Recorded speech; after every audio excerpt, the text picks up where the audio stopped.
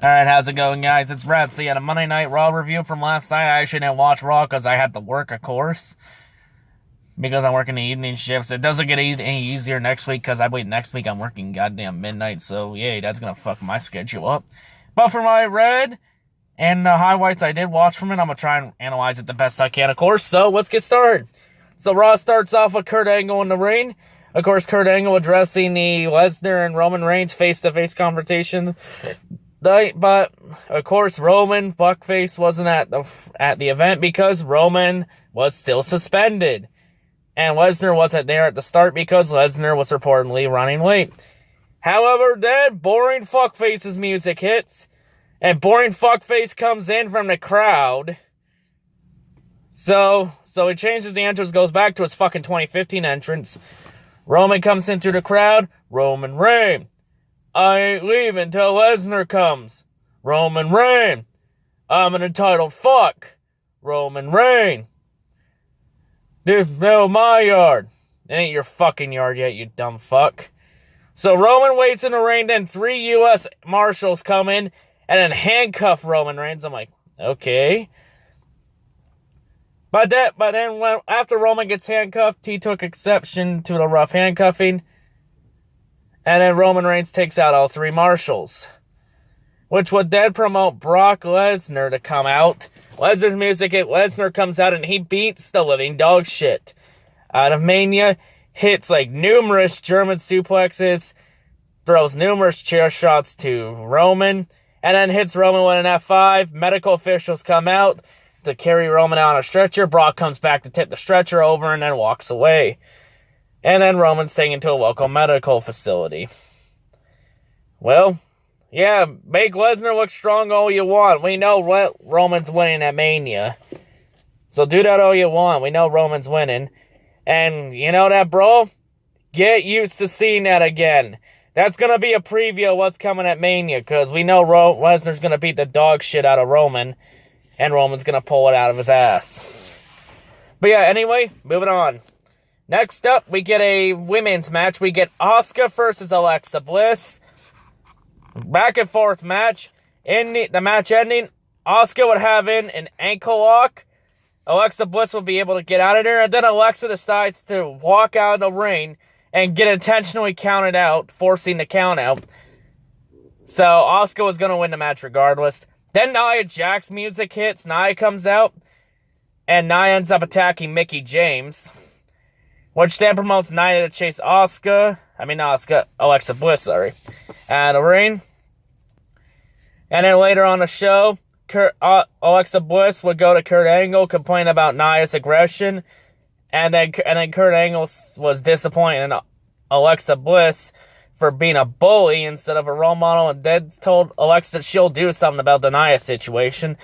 And then told Alexa Bliss at WrestleMania Nia Jax will face Alexa Bliss for the Raw Women's Championship.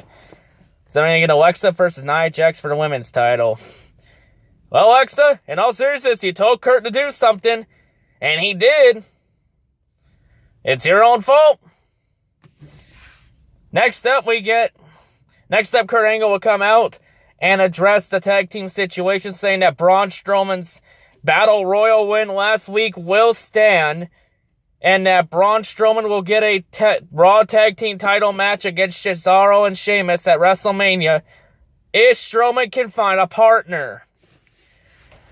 Anyway, after that, we get a one-on-one match. Cesaro versus Braun Strowman. It was actually a really good match, back and forth. Match ending. Cesaro would go for a dive from the top rope. Strowman would counter it in midair by hitting him with a power slam. Gets the 3 count for the win. Strowman stands tall. Now he just has to find a partner for Mania. Honestly, who doesn't want to team with Strowman? Come on, it'll be like an easy win. Next up, we get a segment. We get Sasha Banks, the legit fraud in the ring. Of course, addressing the situation between her and Bayley. Of course, it all started the Rumble when Sasha eliminated Bayley. And then Sasha booting Bayley in the face and eliminating her in the Elimination Chamber.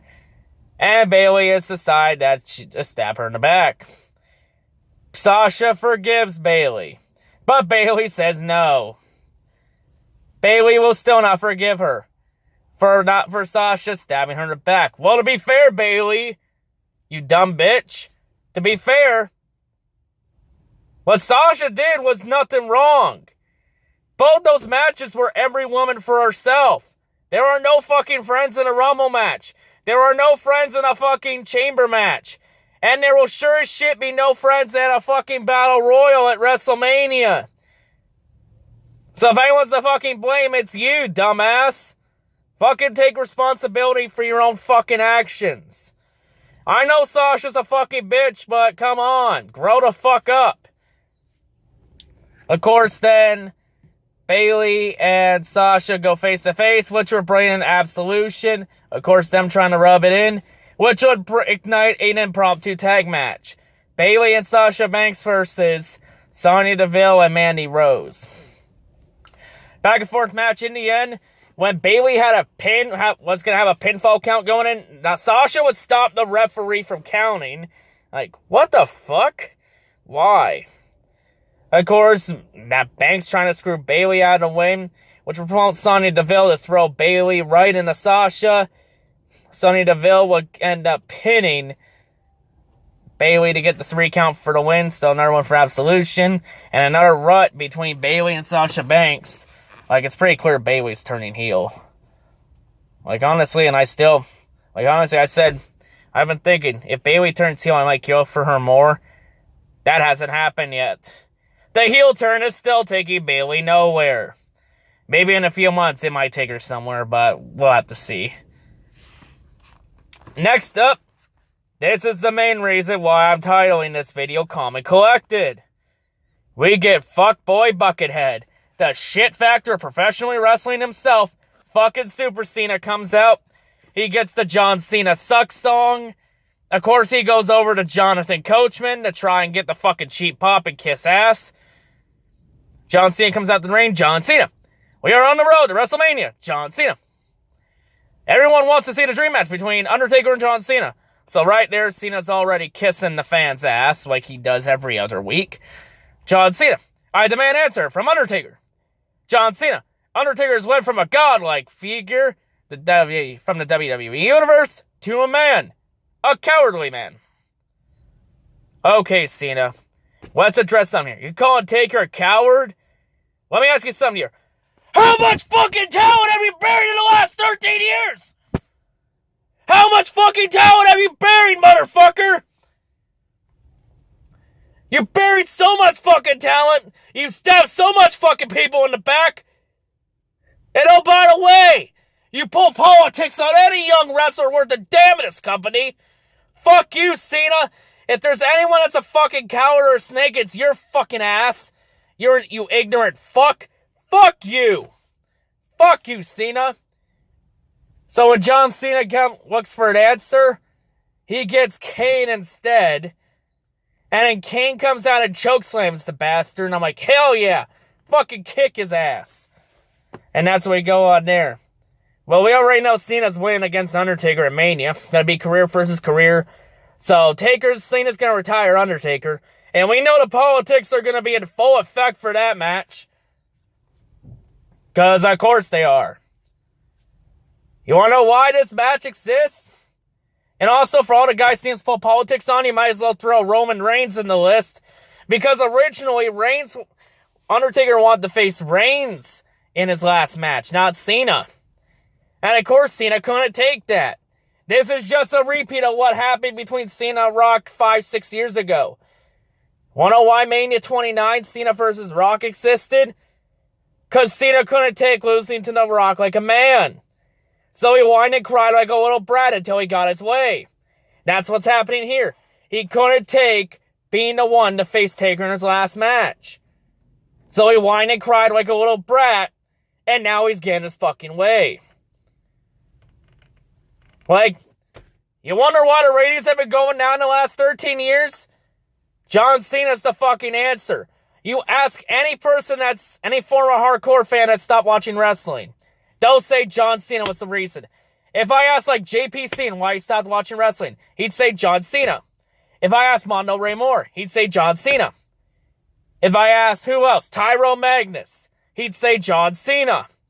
Hell, Tyrone Magnus made it clear in his videos. Like, he's going to be watching Mania 34, of course. Hell, if I ask Eat That Pussy 445 why he'd stop watching wrestling, he'd say John Cena. He made that point abundantly clear in his videos. He's even went as far as saying John Cena ruined the WWE, which he has. He's ruined it for a lot of fans. Like, it's amazing if we still have hardcore fans that have been here for more than 10 years like me and others. Like, it's a goddamn miracle if people are still here after these 13 years of shit. Like, hell, fuck John Cena. Nothing will please me more than to see his ass retired. And hell, John Cena won't give a fucking rat's ass if this company closes its doors the next day. Cena wants to become The Rock now. He wants to be Hollywood. He wants to make movies. Like I said before, Cena, I'll say again, you'll never be as good as The Rock. You'll never be as good of an actor. So go fuck yourself. Honestly, when I watched your acting in Daddy's Home 2, it was fucking cringeworthy. I fucking cringed at every time you spoke and tried to act. Because that's how fucking awful you are. Fucking Mark Wahlberg and Will Ferrell school your asses. School your ass. And you're probably going to be god-awful in that fucking Bumblebee movie. Plus, Michael Bay won't be directing it. So we'll have to see how that new Bumblebee Transformers movie goes on. But yeah, moving on. Next up on Raw, we get a segment. The Miz and the Miz Taraj come out for Miz TV. Of course, Miz demanding respect from Finn Balor and the Balor Club en route to their WrestleMania match. Finn Balor does not decide not to give him that. We then get an impromptu 6-man tag match. The Miz Taraj versus Balor, Gallows, and Anderson of the Bullet Club, with Seth Rollins at ringside on commentary. Back and forth match. In the end, Finn Balor would hit the coup de grace on Miz and get the 3 count for the win.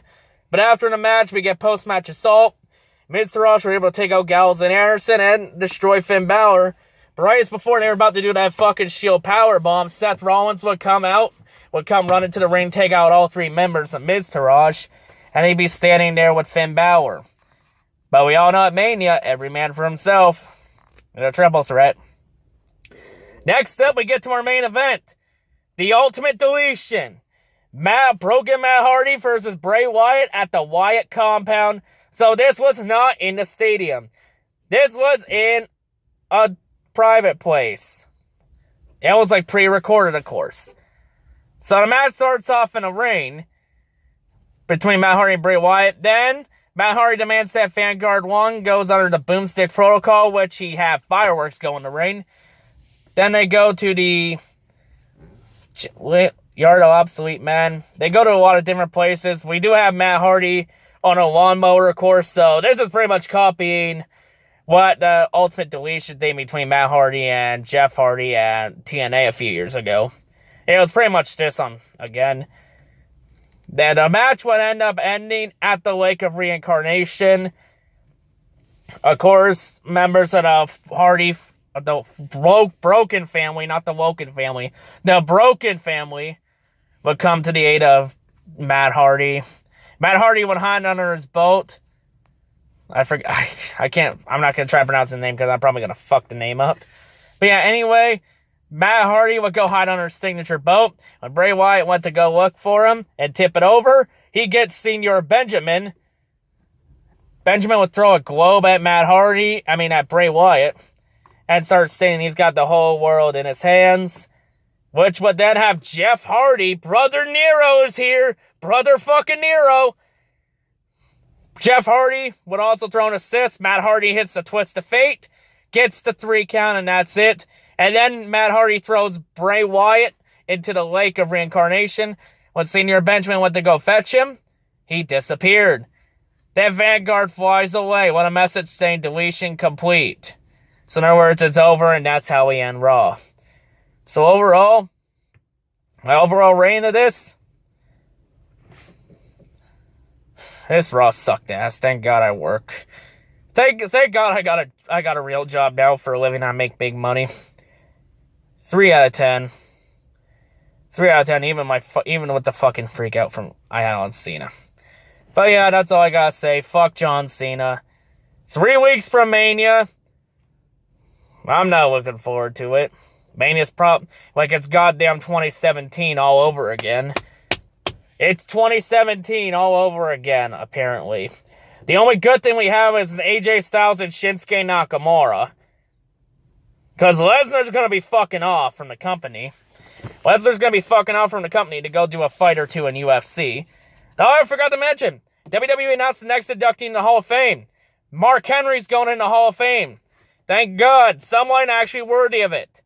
And Mark Henry's still a more worthy fucking inductee into the Hall of Fame than goddamn Kid Rock and Roman Reigns fan Jerry Robinson. No, by the way, I just found out that Big Show's going to be at Niagara Falls Comic Con, so of the wrestlers I plan to meet, I guess I add Big Show to the list. You know, there's now Big Show, Ric Flair, and Lita and Trish Stratus, so yeah, that vlog's going to be fun. But yeah, that's all I got to say. Hope everyone has a great day, and yeah, peace out, fuck John Cena.